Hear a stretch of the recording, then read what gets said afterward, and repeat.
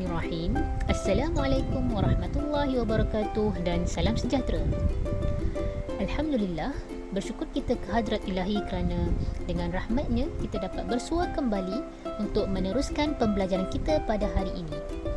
Cikgu berharap agar anak-anak terus bersemangat dalam mengikuti pembelajaran dari rumah walaupun mempunyai pelbagai kekangan yang dihadapi.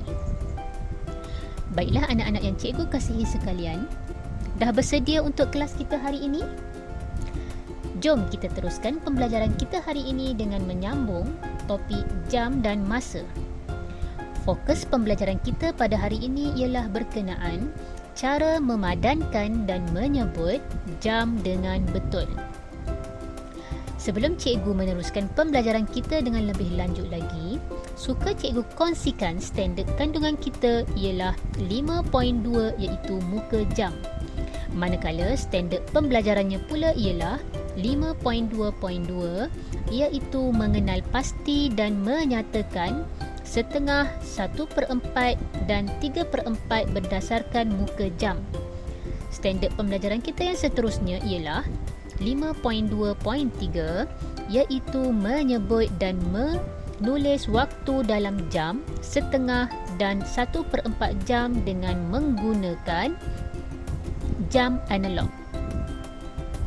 Seterusnya, objektif pembelajaran kita pada hari ini ialah di akhir pembelajaran kita hari ini, murid-murid berupaya untuk memadankan dan menyebut waktu dalam suku jam, setengah jam dan 3 suku jam dengan betul menggunakan muka jam analog. Kemudian, kriteria kejayaan pula diukur pada akhir pembelajaran ialah: pertama, memadankan jarum jam dan minit dengan menentukan suku jam, setengah jam dan 3 suku jam dengan betul menggunakan muka jam. Yang kedua, kriteria kejayaan yang akan kita ukur ialah murid berupaya menyebut waktu yang ditunjukkan oleh jarum jam dan minit dalam suku jam, setengah jam dan 3 suku jam dengan betul. Baiklah anak-anak, paparan yang cikgu tunjukkan ini adalah berkenaan kepentingan membaca jam. Di sini cikgu senaraikan 3 kepentingan mengetahui cara untuk membaca jam dengan betul kepada kita. Yang pertama, apabila kita dapat membaca jam, kita akan tahu waktu yang tepat, khususnya untuk membezakan waktu di antara negara kita dengan negara lain.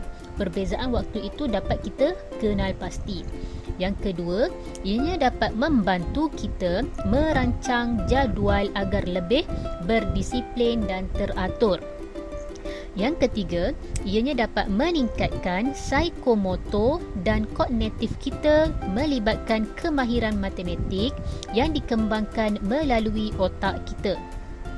Baiklah anak-anak, jom kita terokai bersama dengan lebih lanjut lagi tentang cara membaca jam. Sebagaimana kita tahu, masa itu sangat bernilai. Baiklah anak-anak yang cikgu kasihi sekalian, ini ialah muka jam yang mempunyai nombor 1 hingga 12. Tetapi muka jam ini tidak lengkap kerana tidak berjarum. Mari kita tengok muka jam yang lengkap. Ini adalah paparan muka jam yang lengkap. Jarum paling pendek dikenali sebagai jarum jam yang mewakili ukuran jam. Seterusnya, jarum minit pula ditunjukkan oleh jarum yang sederhana panjang.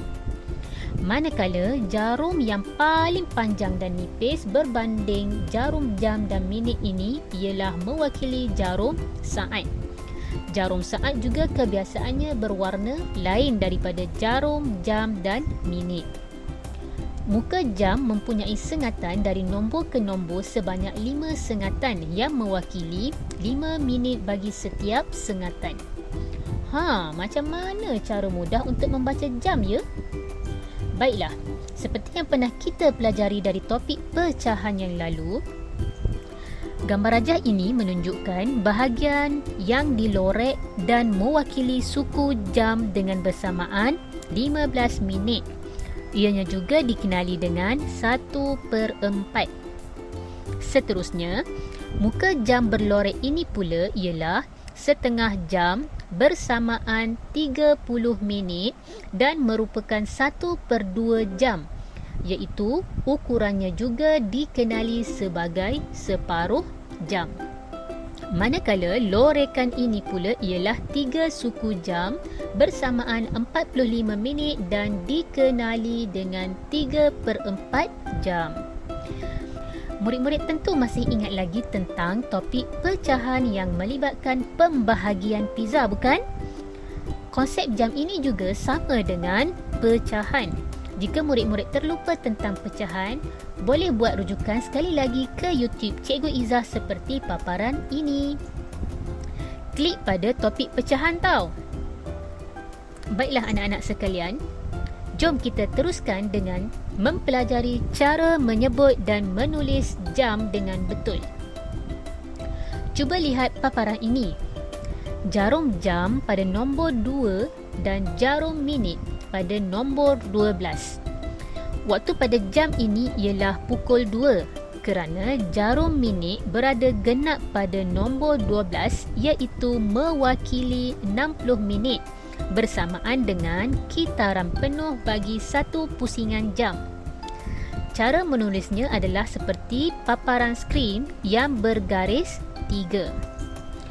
Seterusnya, ini pula menunjukkan pukul 3.30 dan dibaca juga sebagai 3.30, iaitu separuh daripada putaran jam tersebut. Paparan seterusnya ini pula ialah pukul 6.45 yang dibaca juga dengan pukul 6 3 suku. 3 suku bersamaan dengan 45 minit. Seterusnya, paparan ini ialah pukul 2 suku atau disebut 2.15. Suku jam mewakili 15 minit. Baiklah anak-anak, ingat tahu, pastikan kamu mengenal pasti kedudukan jarum jam dengan tepat ya. Pergerakan pusingan jarum jam adalah mengikut arah anak panah yang cikgu tunjukkan, sama ada jarum jam atau jarum minit. Jadi, di akhir pembelajaran hari ini, cikgu berharap agar murid-murid dapat memadankan jarum jam dan minit dengan menentukan suku jam, setengah jam dan 3 suku jam dengan betul menggunakan muka jam. Seterusnya, murid-murid juga dapat menyebut waktu yang ditunjukkan oleh jarum jam dan minit dalam suku jam, setengah jam dan 3 suku jam dengan betul menggunakan muka jam. Itu sahaja pembelajaran kita pada hari ini. Semoga murid-murid beroleh manfaat dan terus bersemangat belajar dan membaiki diri kerana masa depan kamu ditentukan oleh diri kamu sendiri.